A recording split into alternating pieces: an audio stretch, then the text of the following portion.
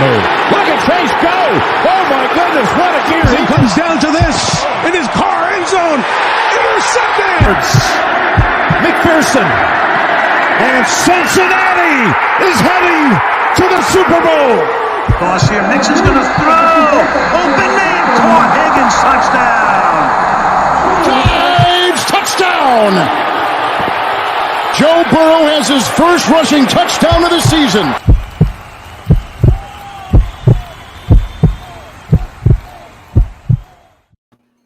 Hooday, Bengal fans. He is Maan. I am Jake. This is the Bengals Pulse, the heartbeat of our victorious Cincinnati Bengals. A big, big win on Thursday night, Maan. We're going to get to that and talk about all the good stuff going on, all the positives. Let's talk about the week real quick, Maan. How's your week been going? I know it's kind of crazy with the hurricane, and you worked quite a bit during that time. How's your week been, man? Good. You know what? It was hectic. A lot of uncertainty. We actually, living on the east coast of Florida, we lucked out compared to the everybody on the west coast, praying for them. It's really ugly over there. Yeah. But yeah, I worked a lot, caught a bug. I was out in the rain quite a bit on some calls. But you know what? I'm getting better. Everything is good. It was great to have a Bengal victory. Sunday was amazing with the game Sunday afternoon. That was a lot of fun. And a lot of fun. Yeah, man, things are heating up and things are looking good in Bengaldom. Absolutely. And yeah, let me reiterate all of our thoughts and prayers go to everybody on the west coast of Florida affected by the hurricane. Like you said, there's some areas that have been devastated. I have a very close friend of mine lives over in Fort Myers, and they got hit pretty hard. So thoughts and prayers to everybody that got hit hard by the hurricane. Like you said, we got lucky over here. But like everything, you know, Florida strong. We will get through this. But once again, thoughts and prayers to everybody. Maan, let's get to the positive vibes here. Man, what an incredible night Thursday night. You know, I mean, obviously it started out with just the whole atmosphere. You know, you had the biggest crowd in Bengals history, almost 68,000 people just going crazy. Obviously, you know, once again, the Bengals Pulse, just how can we not talk about Willie Anderson and Isaac Curtis? Congratulations to both of those well-deserving Bengal greats of all time getting into the Ring of Honor. It was just an incredible night, Maan. And let's talk about the game itself, though, because again, we saw a lot of some of the stuff that we've been that has bothered us a little bit so far in the season. But once again, you see the Bengals prevail. Obviously, a very scary injury in that game to Tua Tagovailoa, and you know, again, something I don't think that you and I want to get involved in that conversation, but a scary situation. Not sure he should have been in the game, to be honest with you, but you know, he was, and you know, I hate that everybody's talking about Tapau being some kind of dirty player.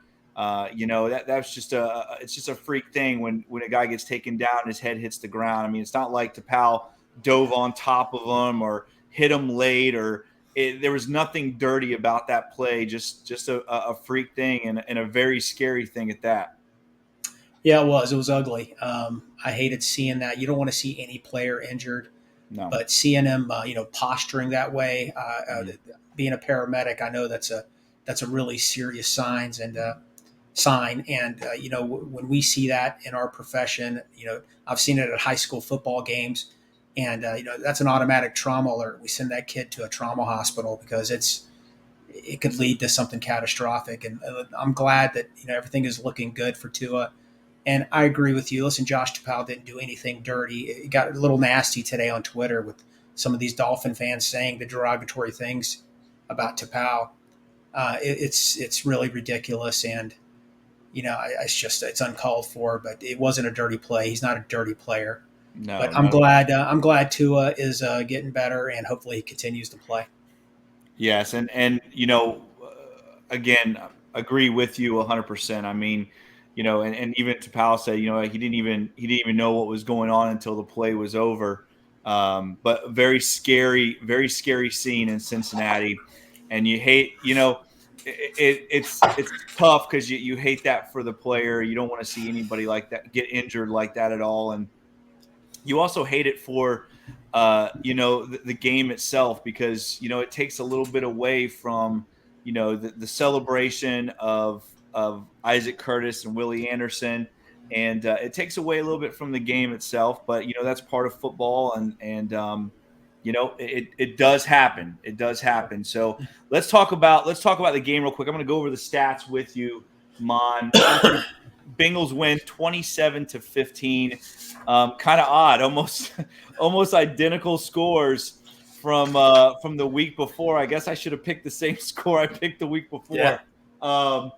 Burrow 20 of 31, 287, 2 touchdowns. Obviously, the biggest stat, only sacked one time, which was nice to see. And Burrow talked about it after the game and said that he thought that it was the most time he's ever had in the pocket since he's entered the NFL. So maybe some positive things to come with that offensive line. Joe Mixon, 24 carries, 61 yards, 4 receptions for 13 yards. He did run for a touchdown, but his longest carry, 7 yards. We'll talk about the run game here in a minute, but man, they got to do something to tighten that run game up. Jamar Chase, 4 catches for 81 yards, but a big one, a real big one at the end of that game. And we saw some interesting film on the game as well, where the Bengals are going to see this all year, where they're bracketing and trying to take Jamar Chase out of the football game. And the Bengals have got to take advantage of that, and they did, because T. Higgins, 7 catches, 124 yards, and, of course, that big touchdown. Tyler Boyd, 2 catches, 47 yards, but he had a real big catch as well there. He also 1 for 1 passing for 23 yards. Hayden Hurst, 3 catches for 27 yards, and his first touchdown as a Cincinnati Bengal. Jermaine Pratt, the leading tackler on defense with 9 tackles. Logan Wilson, 7 tackles. But, Mom, we've talked about him before. He had some huge stops. That 4th and short, man, the guy is just incredible. He reads and gets to the football so well. I've said it on the show many a times. He is elite. BJ Hill, 5 tackles. Again, he has played really well. Bell, Awuzie, Hilton, Hubbard, all with 4 tackles. But, of course, Bell with 2 big interceptions. Really, to me, he was the player of the game. I thought he played really well. And we've talked about him. Bengals, you got to extend him. You got to extend Von Bell, man. Not only is he a captain and a leader, but he is a hell of a safety. To Powell, 3 tackles and obviously the 1 sack. Evan McPherson, 2 for 2. And a big 57-yard field goal, which was a huge kick in that game, Mon. Let's talk about it real quick. What out of those stats, what jump out to you? You know what I love the most? I love the return of a big play. The 59-yard touchdown pass to Higgins, the 46-yard pass to Boyd. I think that should have been a touchdown. That was an average throw by Burrow. It was accurate, but I think if he led him a little bit, that would have been another touchdown. It would have been 6 points. And then I love seeing the long pass to Chase at the end there. 3 big explosive plays. Listen, they did all that with, we're going to harp on it here in a little bit, but that run game, they only had 67 yards rushing. I salute Taylor for not abandoning the run, keep on trying. Eventually it's going to get better. But listen, that offense really had that explosive plays come back, which was great to see. They had a great opening drive. I absolutely loved it. They set the tone for the game. They had a handful of 3 and outs, which I don't like, but you know what? Hey, they made up for it with those long plays. On defense, man, listen, the Dolphins have some skill players. 160 yards for Tyreek Hill, 65 on that one bobble catch. That was good coverage by Cheeto. It was just a good play by Hill. But, our defense, you said it, Von Bell, Logan Wilson, come on, man. That guy is unbelievable. DJ Reader was out, and we mentioned last week, Jake, that it's going to be, it's going to be hard to fill his spot. But I think Josh Tapau, Cam Sample, Zach Carter, BJ Hill, they all chipped in together to help fill that gap. They all played great. Like an unsung hero, Cam Sample, he made a couple really solid plays in the run game. I think, he's getting better and better. And, one other thing, all those defensive free agents that we signed over the last couple of years, every one of them is carrying this defense. I was about to say, unbelievable. When you talk about unsung hero, what about Eli Apple? Yes. Absolutely. Eli Apple had an elite game. He had an elite game on Thursday night. And again, an interception. That was an interception. It was and I can't, yeah. And, it's just, sometimes I was screaming, throw the flag. But, that was a great play. Well, again, we'll talk a little bit about that too. We talked about it before with the Jamar Chase no call touchdown that should have been reviewed. There's got to be somebody up in the booth that is telling the Bengal coaches you need to throw the flag, because that was a beautiful toe drag by Eli Apple. I'm with you. I thought it was an interception as well, but Eli Apple, man, he played his tail off. He backed it up. Tyreek Hill came after him all week, and Eli Apple, I think Tyreek Hill had 7 yards when he was targeted towards Eli Apple.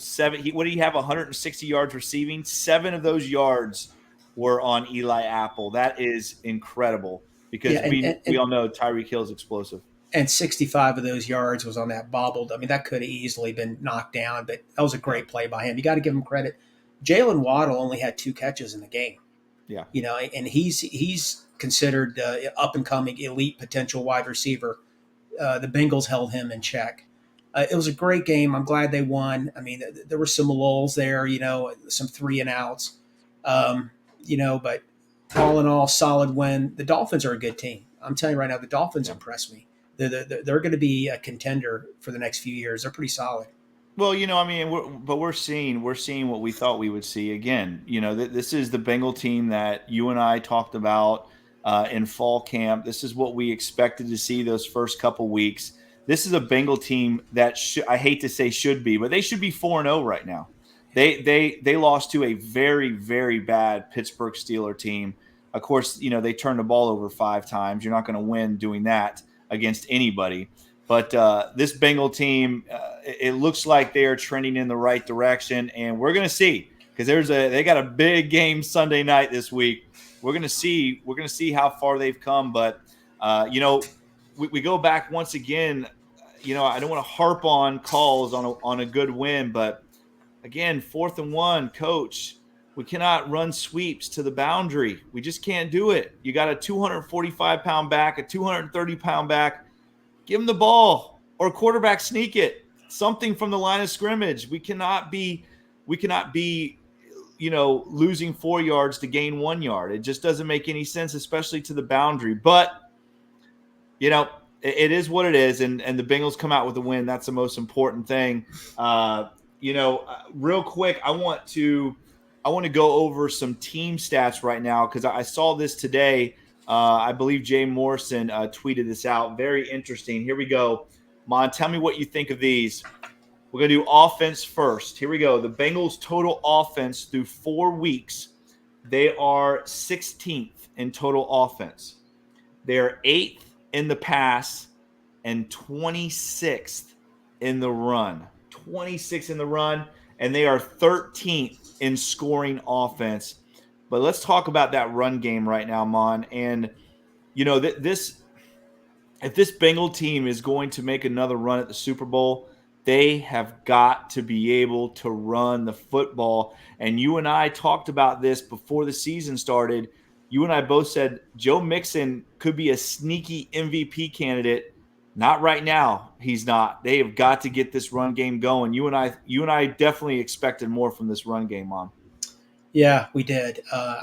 I read recently. I read today that they had a special meeting Mixon did with the offensive line. They think they're close. I hope they are, because I think that's the only missing cog right now.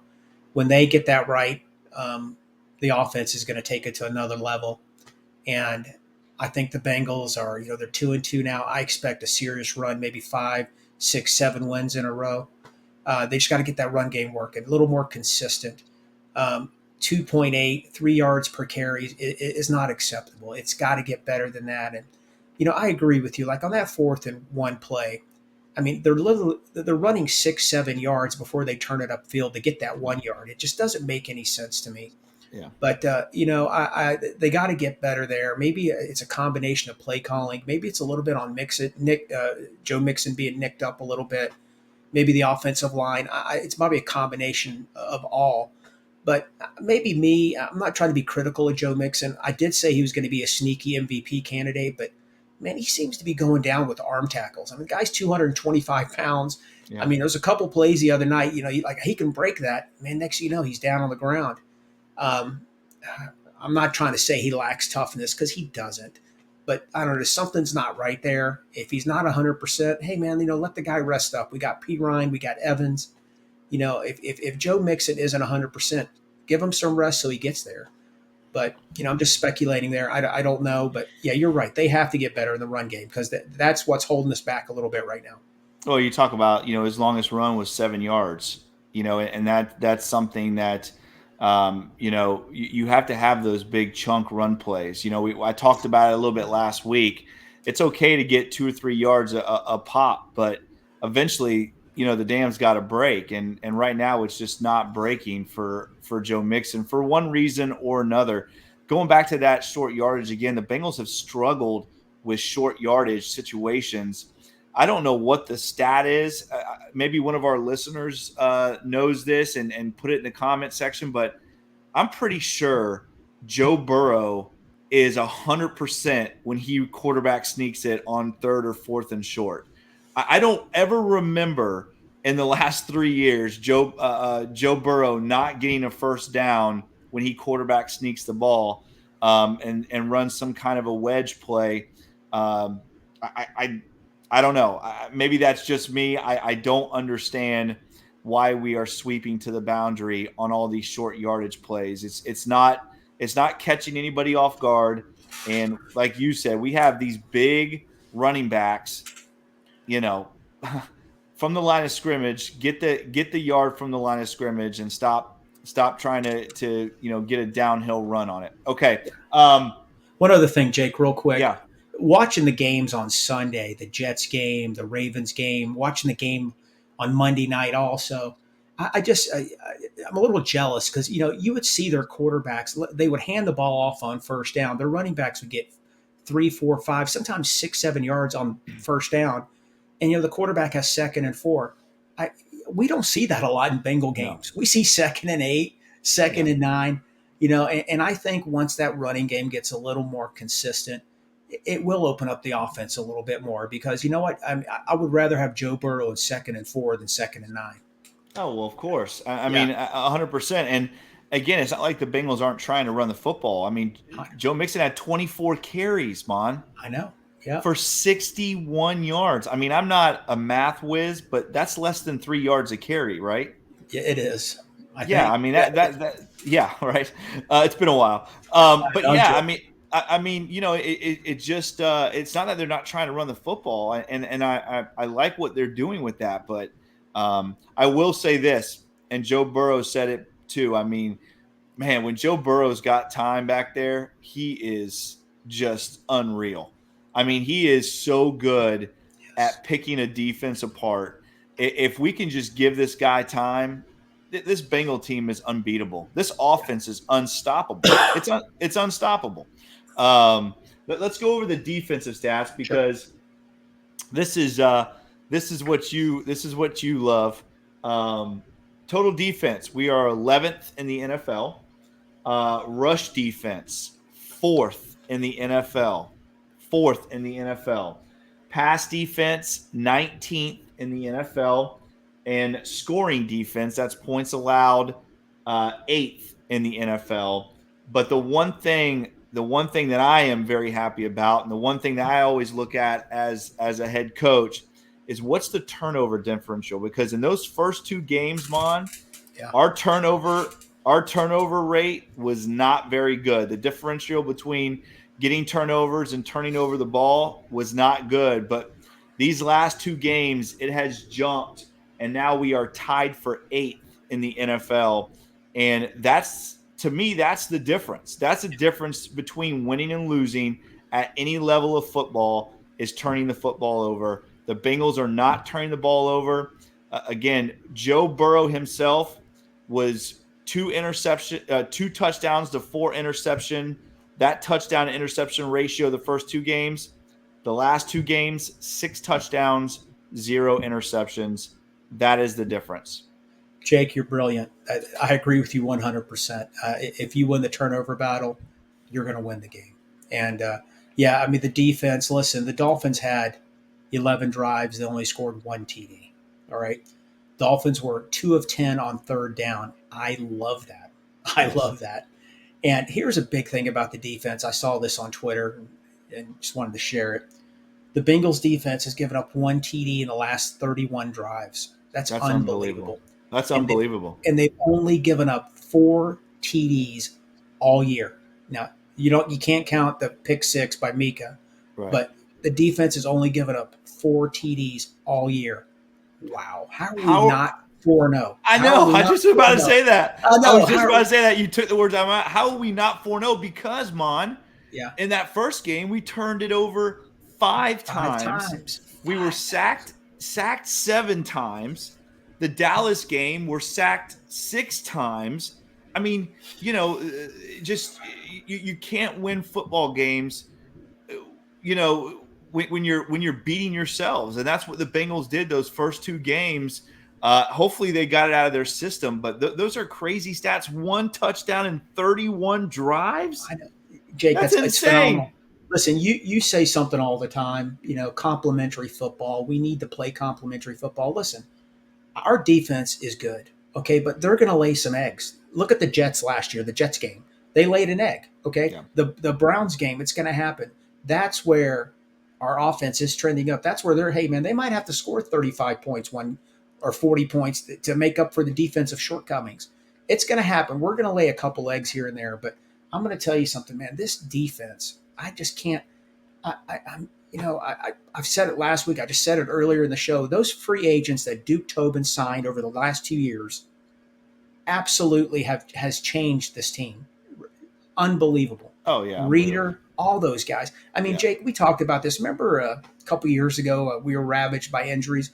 And the defensive linemen we had Margus Hunt, Xavier Williams. These guys, they were literally street free agents. And I think, Mon, that next year, didn't we see a stat where the following year, not one of our starters was on an NFL roster? Wasn't there some kind of stat like that?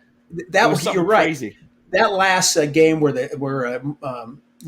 Zach Taylor didn't forget this, by the way, where Harbaugh and the Ravens ran for 400 yards. Yeah, we literally had 7 players play, or 6 of them start. 7, one other contributed a lot. Yeah. But they were street free agents like 5-6 weeks earlier. The Bengals were ravaged. Crazy. I'm not using injuries as an excuse, but they ran it down our throat. And so guess what happened the next year? We repaid them. Yeah. And, they kept receipts. But no, it was just what a turnaround it was, because, some of these guys, they were, God love them, they came in and they did their best for us. But what a turnaround. And we talk about this all the time. Remember the years that we would complain about our linebackers being unathletic and slow? Yeah. Many Logan Wilson. Yeah, many of years. We would sit at my house and just laugh how pitiful they were. And but they're so much better now. It's night and day difference. Well, and I'll tell you what, Akeem Davis Gaither, once again, he looked like he belonged. On just very athletic, very long. Again, we saw it on Thursday night. He was running around making plays as well. I thought he played well. But yeah, you're right. I mean, once again, we talked about last week, shout out to Duke Tobin and all the evaluators of these free agents that the Bengals have brought in. Not only are they leaders in the locker room, but they are really good football players. Yeah. again, Mike Hilton, Von Bell, DJ Reader, Trey Hendrickson. I mean, those guys, Eli Apple, those guys have been Cheeto, Awuzie. I mean, those guys have been unbelievable. They have been even BJ Hill. Throw BJ Hill in that Yes, mix. absolutely. Yeah, I You know forgot what I about mean? it. Jermaine Pratt was our leading tackler the other night. Yeah. Jermaine Pratt was our leading tackler in the Dolphin game. He And was hurt the week before. But that's a good thing, though. That's a good thing when your linebackers are your leading tacklers. That's when you know your defense is playing well. And this Bengal defense, again, they seem to be that bend but don't break. You know that they give up some yards, and you can see they're 19th in pass defense, and they're giving up yards, but it just seems like, man, that the opposing team gets down into our red zone, and it is just shut down from there. And again, you know, that's how we made that Super Bowl run last year, Mon. You saw it. You saw it throughout the end of the season. You saw it into the playoffs. The Bengals defense gave up, I don't know what the field goal to touchdown ratio was, but I know there was a lot more field goals given up than touchdowns. And like you said, that's incredible. They're giving up one touchdown a game. That is insane. That is incredible for an NFL football team. And again, right now they're playing without DJ Reader. This Bengal team is only going to get better as the year progresses. It's exciting. I'm excited for. I'm really excited to see this offense take off, because if this offense takes off, Mon, this team is unbeatable. I mean, if your defense is giving up 8 points a game, and and your offense is rolling, forget about it. This team is unbeatable. Jake, we left at least 10 points on the field that game against the Dolphins. Easily. And I said this on a previous podcast. I can't stand, one of the stats I hate the most is when I see the Bengals kicking 20-yard field goals, 18-yard field goals, or 23, because they are inside the 5-6 yard line. You're supposed to score touchdowns. They have a 19-yard field goal in this game. Obviously, they got stopped in 4th and 1. They were at, I think, deep in Miami territory. Earlier in the season, they had a 22-yard field goal that they made. I can't stand that. When you're that close, get in the end zone, because you're cheating yourself out of 4 points. Well, we saw it in the Pittsburgh game, right? In overtime. You know, we talked about that on 3rd and 5. You know, the kicking game, that game was messed up anyways, you know, with Clark Harris out and everything that had happened already. You know, you got to score when you get inside the 10-yard line. You got to. At any level of football, you've got to score when you're inside the 10-yard line. Yeah. Real quick, Mon, I don't want to jump around, but I do want to talk about this really quick, because some other really big news in Bengaldom this week, and that's the Bengals and Integrity Express Logistics announced a multi-year naming rights partnership for the team's indoor practice facility. It will now be called IEL Indoor Facility. The new partnership makes IEL the official logistics partner of the Cincinnati Bengals. And once again, Mon, we see our Bengals and the front office trying to make that money, right? And again, we are seeing a lot of things changing in this organization for the better. We talked about it before, Mon. You got 4 big contracts coming up, and the Bengals are looking for money wherever they can get it. I love it, Mon. What do you think about it? Yeah, it's great. With obviously Paycor Stadium taking over the naming rights for the main stadium there, and you know what, season ticket sales. You know, there's a waiting list now. There's so much people buying T-shirts at the pro shop. A lot of extra revenue coming in, and they're going to need it. Logan Wilson, Higgins, Chase, Burrow, they're going to want premium pay. Von Bell, hopefully re-sign him. There's a lot of other players they need to consider re-signing too. Yeah. I'm glad they have that coming in. And it's funny. You know what? Winning is something else. You know, you go to a Super Bowl, and the next thing you know, the floodgates open. Yeah, it sure does. The floodgates open. Everything. Everybody wants to be associated with the Bengals. Yep. And call it the Joe Burrow effect. I call it the winning effect. I do too. I'm glad. And you know what? It's cool to see. It really is. Well, obviously Joe Burrow is a big part of that winning effect, right? But I agree with you. It is. It's the winning effect, and it's something that is only going to carry this organization into the future. And obviously Joe Burrow is going to be a big part of that. But this team, like you said, the revenue that's coming in right now. I mean, Mom, when we were downtown for opening weekend, it was insane. It was Yeah. crazy. The banks and I mean it was packed. And that's a good thing. That's a good thing. There's a lot of revenue coming in now, and the Bengals are being smart about it too. They're going out there, they're giving out these naming rights, they're selling these naming rights. And like you said, man, I tell you what, if they're pulling almost 68,000 a game, they're going to have no problem with revenue because that was an incredible scene. I wish we could have been there, man. That was just an incredible scene. Jake, for comparison's sake, real quick, the Reds season is about to end, and they have an all-time low in attendance since Sad. the Great American. It is Sad. horrible, and there's apathy there. People are fed up. I mean, listen, remember we went into the pro shop, the Reds pro shop, and even some of the workers in there had some snide comments to say, which sort of caught me off guard. But it's just it shows winning cures all. Well, it's sad because you and I are big Reds fans too, and it's sad. It's sad to see that see our baseball team that really carried this city for so many years. It's really, I mean, they're fighting for last place right now, and it's sad, and you hate to see guys like Votto and those guys. I mean, it's a shame. It's a shame. It's a shame, especially when you see the Seattle Reds are just. They're playing in the playoffs now with all of our guys, and but let's not get off on that subject. I've tried not to talk about Reds baseball on this pod because I will get really really pissed off. So let's just move on from our Reds and let's stick to the positives. But again, Mon, I want you had talked about some really cool things when we were off air. Let's talk about. Tell our listeners about some of these really interesting Bengal trends. I love this stuff. I love this stuff, Mon. Let me hear it. Give me some Bengal trends. Good. Real quick to all of our fans, one's on YouTube right now. Every week, the Bengals release this. It's like a press release getting you ready for the upcoming game.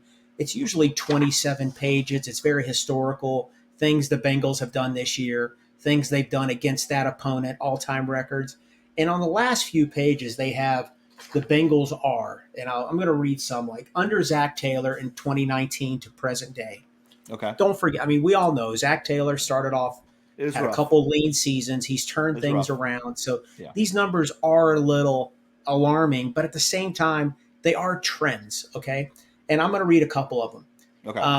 The Bengals are 12-12 when scoring first since Zach Taylor has taken off has taken over as head coach. 12 of 12, 500. Right. Yeah. Cincinnati Bengals are 6-22-1 when opponents score first. The Bengals are 3-12-1 in games decided by 3 points or fewer. They are that's alarming to me. That is. That's alarming. There's another one that's alarming. Okay. The Bengals are 5-19-1 in games decided by 7 points or fewer. Here's a good one. The Bengals are 13-9 when leading after one quarter. All right, there you go. There's a positive. Now, listen, this is the one that gave me goosebumps. Okay. So the game starts at 8:20 on Sunday night, right? At 8:45, 8:50. This is going to tell you how it's going to turn out. Okay. Oh no. Okay. Listen to this. Almost cussed. You're going to have everybody. You're going to have everybody watching the clock now. That's listening to the show. The Bengals are 3-20-0 when trailing after one quarter. Are you kidding me? Wow. Yeah, that blows me out of the water. That's I can't crazy. believe it.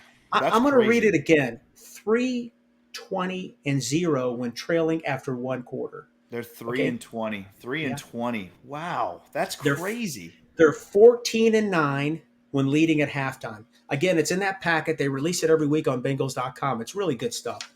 Go back to the 3 points or less. What was that one again? 3 and what? Okay, the Bengals are 3-12-1 in games decided by 3 points or fewer. See that to me is very alarming. The 3-20 the 3-21 after the first quarter that's crazy. But that 3-12-1 that is, man, that's rough. That is a rough stat. Here's some good stuff. That means they've lost in 3 years. They've lost 12 games, 3 points or less. That's gut wrenching. 2 this year. 2 already this year. Yeah, You're right. Okay, You're right. If I already read this, I'm sorry. 14-9 when leading at halftime. You did. Yeah. Okay, 1-1 when tied at halftime. Okay, 3-24-1 when trailing at halftime. Wow. Golly. But what's kind of skewed about that, Mon, and we have seen, and what's a shame about that too. I'm gonna say 2 things. What's a shame about that is that Joe Burrow has led so many game-winning drives. I mean, I could probably name right now at least 6 games off the top of my head where Joe Burrow led the game-winning drive and the Bengals ended up losing that game for some reason or another. Again, two of those happened this year. Well, I guess game-tying drive would be for the Cowboys, but the Steeler game-winning drive, and they lose in overtime. And that I can name at least 6 or 7 games where Joe Burrow has led this team back to win the football game, and for some crazy reason or another, the Bengals have lost the football game. I tell you what I'm going to do is it's archived. I have a copy also somewhere. I'm going to go back to Week 17's press release last year because they do break it down by this year, and by the history of him as long as he's been here. I want to see what that trend was for 17 games last year. I'll be able to look that up. Maybe I'll do it on next week's show. Let me read a couple more for you. The Bengals are 14-6, 14-6-1 when leading after 3 quarters. That's awesome.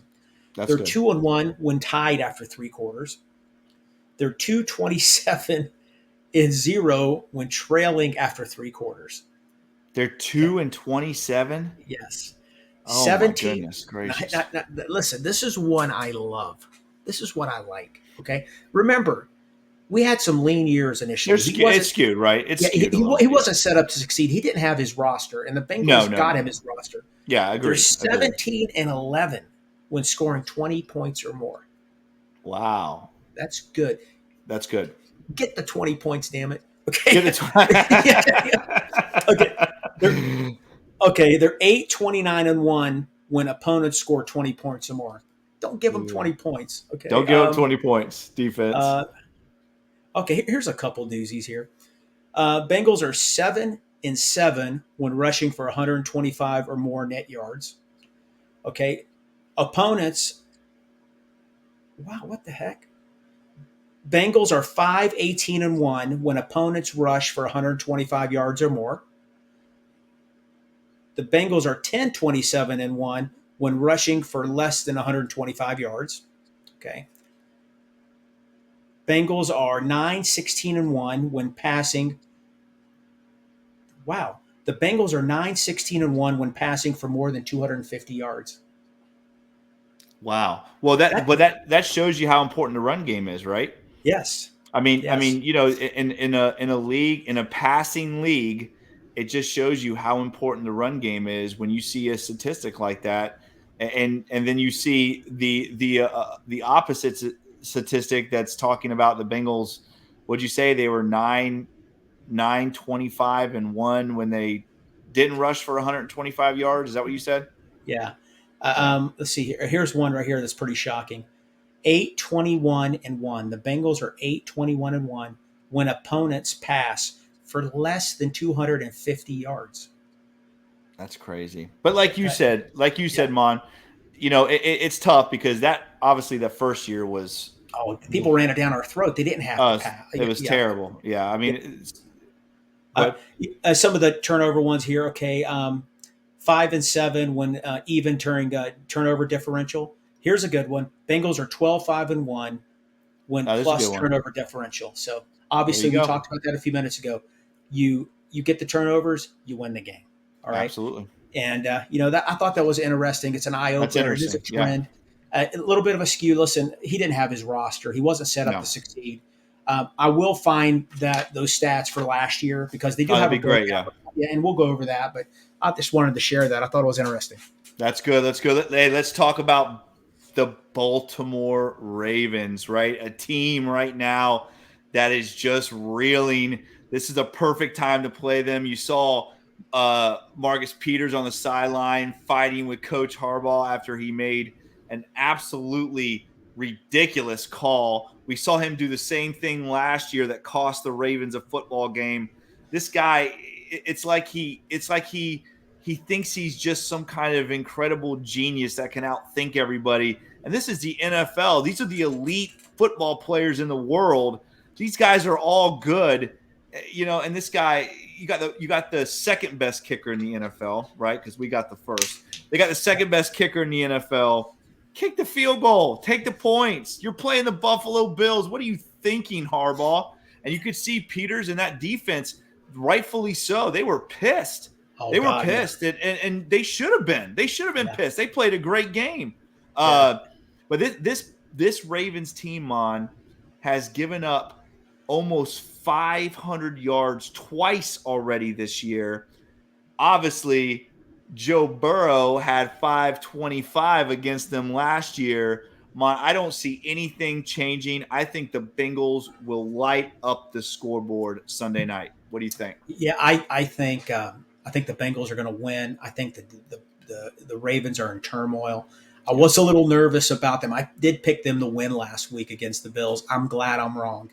But I expected, playing at home, playing in Baltimore, I always think it's a tough place to play. I didn't realize at the time they had lost 4 in a row. Now it's 5 in a row at home. About to be 6. Yeah, they are. That defense, that is not the Baltimore defense I'm used to seeing. They are absolutely not playing well at all. And you're right about Harbaugh. Harbaugh, he has this cockiness about him. He thinks he's the smartest man on planet Earth. I mean, it's crazy. He did it last year, and he cost him, I think, 2 games last year doing similar things. Whatever. And Peters was fired up at him. We'll see how they respond. I think, we talked about, I have the stats from last year's games, and I think seeing this is my prediction, our wide receivers torched them last year, absolutely lit them up, and I think they're going to do everything in their power to keep that from happening. This is where I need Mixon and P. Ryan to take off. Yeah, well, I agree. I expect a big game from our offense. You know me. I'm not a big Lamar Jackson fan. He's having a good year this year, but I just don't. To me, he is not an elite passer. He's an elite athlete, but he is not an elite passer. And if you can get this guy to stay inside the pocket, he will struggle. We saw it twice last year. The Bengals contained him. They kept him in the pocket, and he looked like he's never played football before.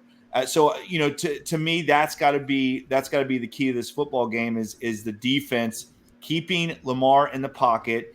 Their running game has been non-existent. Make the guy beat you with his arm inside of that pocket. I think the trend continues. I think the Ravens lose 6 straight at home. I think the Bengals are going to win this game by a couple scores. I think they are too, but I will say this. The Ravens are going to try to run, and control the clock. I think they're going to try that. They're going to try to play a little bit of old school football with us. Our defense really this is a game where not having Reader could hurt. Our team's going to win. Listen, real quick, I'm going to go over some of the stats from last year. Yeah. Game 1, we won 41-17. Obviously, that's the Chase game. We had over 200 yards receiving. Higgins had 62. Our running game, Mixon had 59 yards rushing. P. Ryan had 52. We did a decent job running the ball over 100 yards. Listen, Lamar Jackson did play that game. A lot of Raven fans don't want people to tell you that. He was 15 of 31 for 257 yards. A lot of those yards were late in the game. They're trying to play catch up, a lot of junk yards. The Bengals controlled that game, and Lamar Jackson did play that game. But again, Jamar Chase had 200 yards receiving. the Ravens are going to do everything in their power to try to control him. Game 2, obviously, the 500 yards for Joe Burrow, the odd handshake at the end of the game between Zach Taylor and Jim Harbaugh. Yes. And I would just love to know what he said to him. He probably said like, I got receipts, buddy.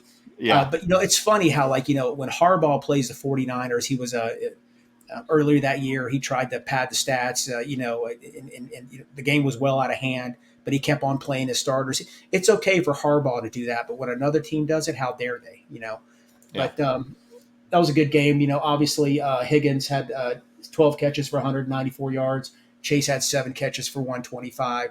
Our wide receivers took over that game. Again, I think the Ravens are going to do everything in their power to try to slow that down. I need Mixon to have his best game of the season on Sunday Night Football. I need him to get 80 to 120 yards. That will go a long way in helping us. But I think our defense is going to show up like it has all year, and I think we're going to win the game, and I think it's going to be comfortable. Yeah, I do too.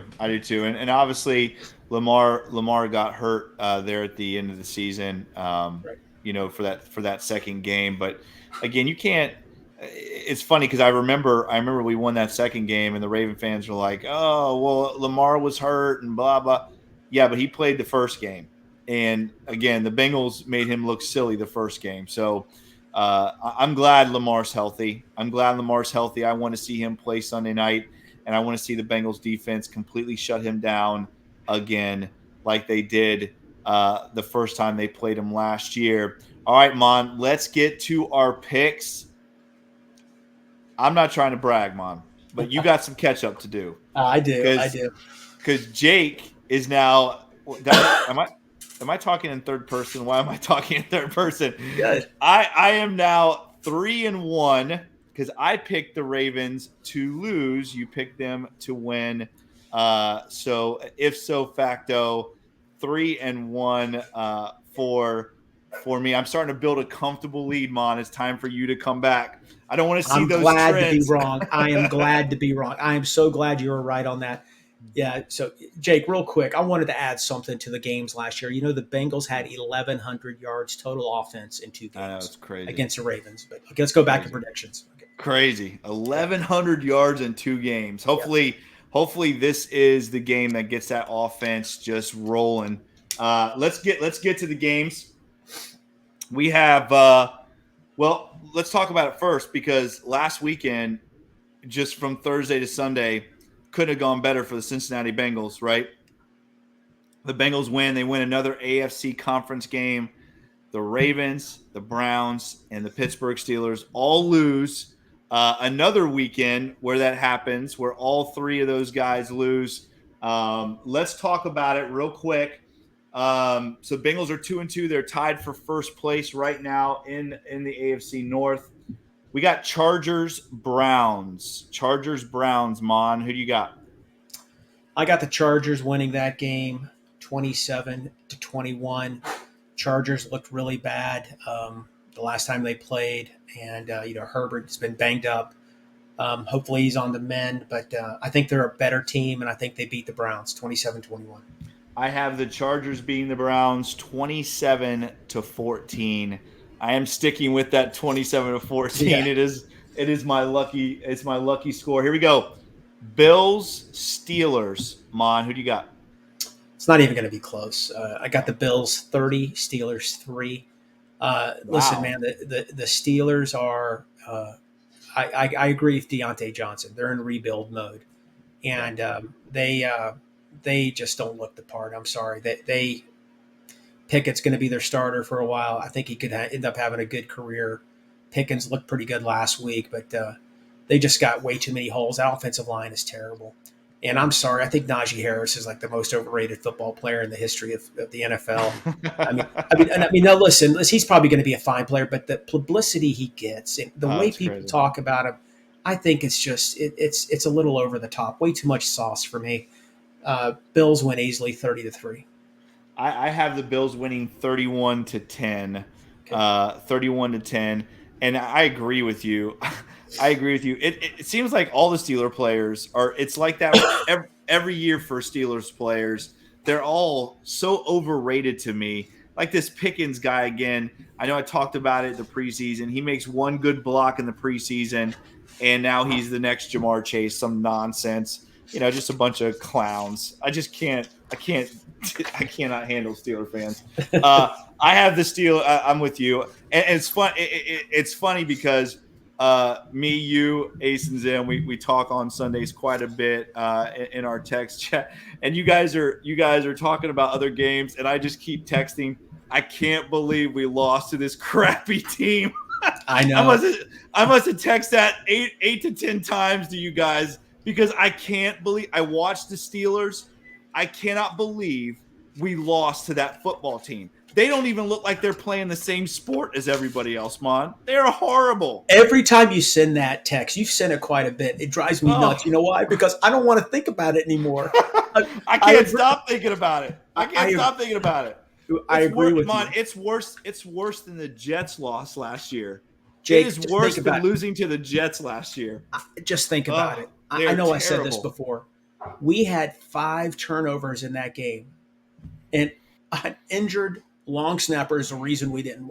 5 turnovers, the game shouldn't have been close. And we could have had if our long snapper wasn't hurt, we would have won the game. And it just that shows you how good we are or how bad they are. If the Bengals got 5 turnovers over the Ravens, they're going to win the game 40-3. Okay. Well, I'm going to tell you this. I'm going to eventually have to pick them to win a game because if they go 1-16, I am going to be so pissed. I'm going to be even more pissed that we were their one win. I'm shutting my phone off on Sundays if that happens. All right, here we go. Bengals, Ravens. Mon, who you got? This is for the AFC North right now. This is for first place all by themselves in the AFC North. Who you got? Okay. Listen, I think the Bengals are going to win. The key to this game is survive the first quarter. Okay. Yes. Don't be behind at the end of the first quarter. Don't be behind and don't turn the ball over. No, listen, it's going to be an emotional atmosphere, primetime game, Sunday night football. They are going to be amped. Okay. The Bengals could be susceptible to a turnover in the first quarter. Survive the first 2 or 3 drives. Let that emotion get out. And the next thing, everything's going to calm down. Bengals win 28-17. Wow. We are close. I have the Bengals winning 31-17.